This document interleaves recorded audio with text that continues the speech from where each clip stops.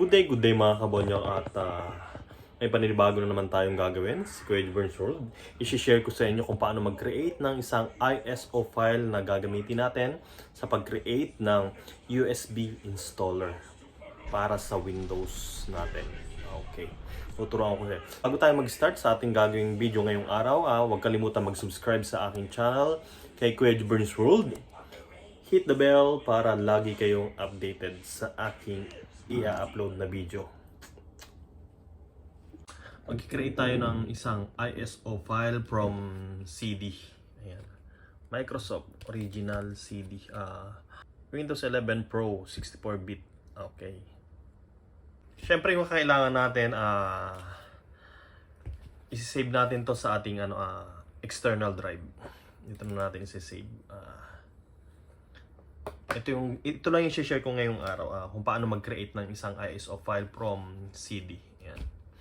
So, syempre, kailanganin natin ay dapat meron tayong ang tawag dito, ISO installer. Yan, meron ako nakasave na ISO installer dito sa aking external drive. So, gagawin natin ay i-install lang natin ito sa ating PC. Yan. Marami akong software na naka-ready rito. Ang kailangan lang natin ay isang Power ISO install natin.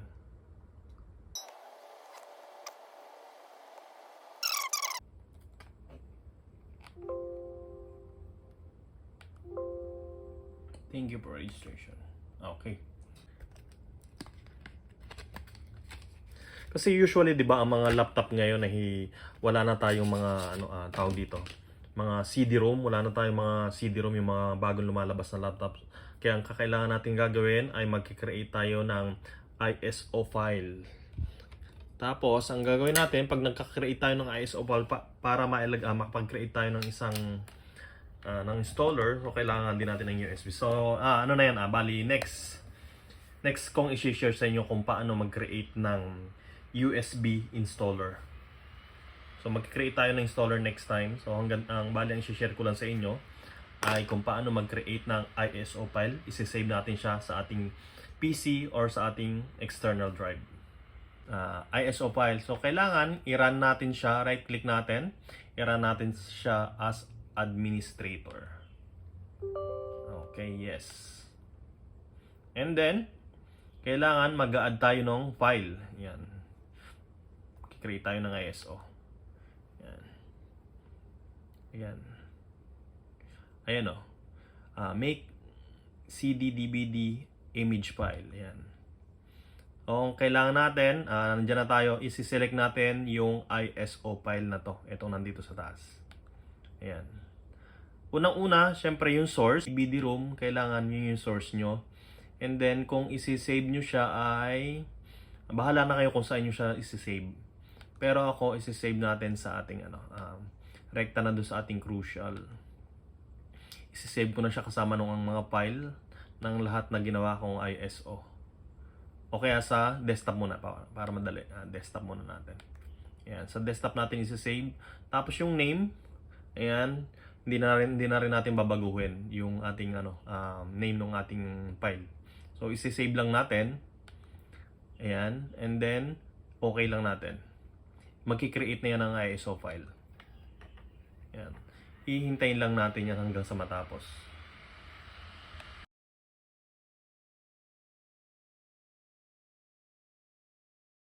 Ayun, natapos na natin yung ating ISO file natin. Ayun, i-check natin. Tanggalin na muna natin yung ating CD sa ating optical drive or CD-ROM. Windows 11. Ito na yung pinaka-latest nating installer ngayon. Windows 11. Ayan, pag bibili pala kayo ng mga ganitong installer, ayan, may kasama na yan na, ayan, nakadikit na product key. Ayan, ito yung product key niya. So, hindi natin pwede ipakita. Kasi, personal natin yan. Ayan, Windows 11. So, hindi natin to kailangan kasi meron na tayong backup. Usually, kaya ginagawa natin tong ISO kasi lahat ng mga PC ngayon or laptop, wala na mga CD-ROM. Hindi na siya uso-uso. Yan. Pero pag bibili naman kayo ng mga ganitong installer, may CD pa rin siyang kasama. Yan. Yan. Binayaran nyo lang naman dito yung license. Ayan. Double check natin kung na-create na yung ating ISO file. Okay to. Okay, close. Ang ginawa natin, nandito lang sa desktop yung ating ISO file. Yan, ito nasa gilid. Ito. Open natin. Ayan, di ba? Ayan na yan. Ito na yung ISO file natin. Ayan. Select lang natin ISO. And then makikita natin yung mga file na ating, ayan. Ayan na yun. Tinagal natin yung CD. Ito na mismo yung file natin. Na ISO file natin. Okay. Double check ulit natin. Open natin. Ayan. Ayan na, yung kabuuan ng ating installer. Ayan. Ito yung ating vlog ngayong araw kung paano mag-create ng ISO file. Ayan. Hanggang dito na lang. Sana nakatulong sa inyo. Bago mag-end tong video na to, huwag kalimutan mag-subscribe sa aking channel kay Kuya Burns World. Hit the bell para lagi kayong updated. Okay. Next na i-share ko sa inyo ay paano naman mag-create ng bootable USB installer. Okay. Bye-bye!